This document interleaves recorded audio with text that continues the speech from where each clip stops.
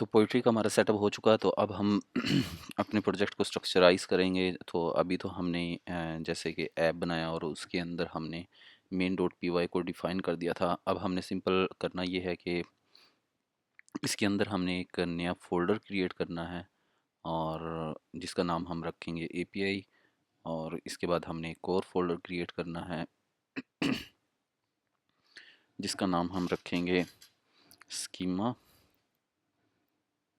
Schemas. और फिर हमने एक और फोल्डर क्रिएट करना है जिसका नाम हम रखेंगे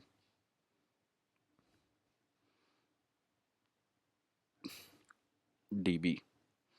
तो ये हमने फोल्डर क्रिएट कर ली। सबसे पहले हमारे पास जो एपीआई का फोल्डर है इसके अंदर हम डिफाइन कर देते हैं init underscore dot P Y.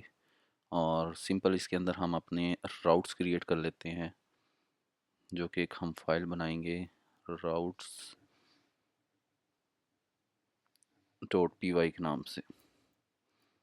ये क्रिएट कर लेंगे। उसके बाद जो हमारे पास डीबी वाला है सेम इसके अंदर हम इसके मॉड्यूल लाइक इसके अंदर हमें क्रिएट करना पड़ेगा, एक फ़ाइल क्रिएट करनी पड़ेगी डेटाबेस डॉट पी वाई जो हमारे डेटाबेस से रिलेटेड टास्क को परफॉर्म करेगी। और इसके बाद हमारे पास जो नेक्स्ट फाइल है वो फाइल आ जाएगी हमारे पास सिंपल मॉडल्स की, जिसमें हम अपने मॉडल्स को डिफ़ाइन कर सकते हैं मॉडल्स डॉट पी वाई। और जो हमारे पास स्कीमा है बेसिकली स्कीमा लाइक हमारे पास कोई यूज़र का स्कीमा होता है तो उसके लिए हम फाइल क्रिएट कर लेते हैं यूज़र डॉट पी वाई। इसके अंदर हम अपने स्कीमास को डिफ़ाइन करेंगे और इसके अंदर भी हम इनट की फ़ाइल भी डिफ़ाइन कर लेते हैं डॉट पी वाई। तो ये फाइल्स हैं जो कि हमने बेसिकली एक प्रोजेक्ट का स्ट्रक्चर क्रिएट कर लिया है। तो इसके अंदर हम अब अपनी चीज़ें डिफ़ाइन कर सकते हैं फॉर ईच टास्क। तो उसके अलावा अब हमने जो हमारा मेन फ़ोल्डर है जो कि ये है इसके अंदर हम डिफ़ाइन कर सकते हैं। सबसे पहले हमने इसके अंदर डिफ़ाइन करनी है रीडमी की फ़ाइल रीडमी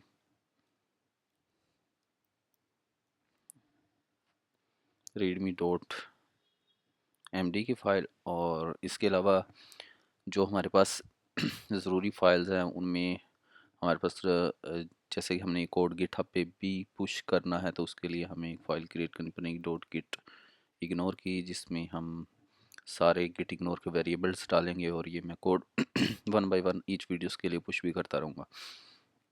तो ये चीज़ें हो जाएंगी। अब जिस तरह हमारा जो कोड है वो कि हमारे पास है मेन डॉट पी वाई में। अब हमने क्योंकि इसको मूव करना है राउटर डॉट पी वाई में तो वो हम देख सकते हैं कि वो हम किस तरह से करेंगे। तो उसके लिए हमने simple from fast API import कर लेना है एपीआई राउटर और डिपेंड्स ये हम इंपोर्ट कर लेते हैं फास्ट एपीआई से। और इस राउटर को हम कह देते हैं router is equal to API route. तो ये हमारे पास आ जाएगा एपीआई राउट। और उसके बाद सिंपल जो हमारे पास हमारी जो ये वाली एपीआई डिफाइन है इनको हम कॉपी करते हैं और इनको हम मूव कर देंगे इसके अंदर।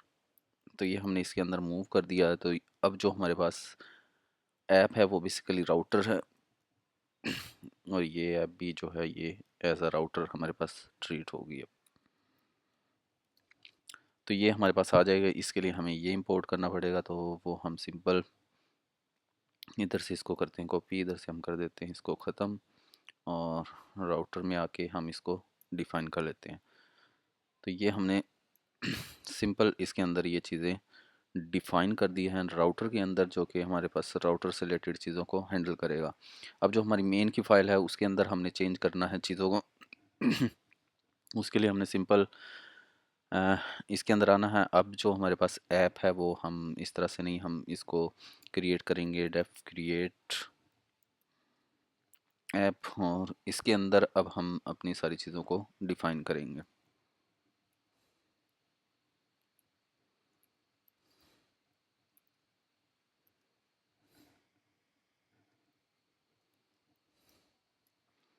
तो ये डिफ़ाइन करने के बाद इसके अंदर सिंपल अब हम अपनी ऐप को डिफ़ाइन कर सकते हैं जो कि हमारे पास है ये ऐप। और लाइक इसको के अंदर हम कोई टाइटल पास कर सकते हैं और कोई डिबग से रिलेटेड चीज़ लाइक डिबग मोड कौन सा रखना है वो हम डिफ़ाइन कर सकते हैं। तो उसके लिए हम इसको कह देते हैं फास्ट एपीआई कोर्स,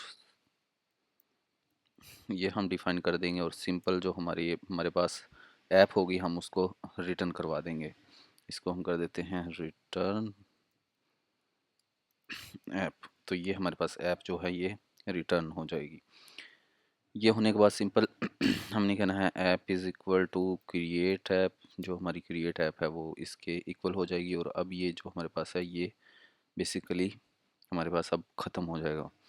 तो ये सिंपल स्टेप है जो हमने कर लेने हैं। उसके बाद हमने इसी के अंदर अब राउट्स को डिफाइन करना है जो कि हमारे पास आ रहे हैं app dot A P I dot routes से हमने इंपोर्ट कर लेने हैं राउटर को। हाँ, राउट से हमने राउटर को इंपोर्ट करने के बाद सिंपल हमने अपनी ऐप के अंदर उस राउट को इंक्लूड करवा देना है। ऐप डॉट इंक्लूड राउटर में हमने राउट को इंक्लूड करवा देना। तो ये हमारे पास सिंपल स्टेप है जो कि हमने इसके अंदर परफॉर्म करनी है। और ये हमारे पास जो राउटर है अब वो डिफाइन हो गया। तो अब जो बेसिकली हमारे राउटर हैं वो राउटर की फ़ाइल में डिफ़ाइन है और बाकी चीज़ें हमारे पास मेन की फ़ाइल के अंदर डिफ़ाइन है। ये सिंपल स्टेप होने के बाद अब अगर हम जाके अपने प्रोजेक्ट को रन करें अगेन, हम वापस से आते हैं डॉक्स पे और इस पे क्लिक करते हैं तो आप देख सकते हैं कि स्टिल हमारे पास जो चीज़ें हैं वो वर्क कर रही हैं। हम इसको ट्राई कर लेते हैं एटम टू समथिंग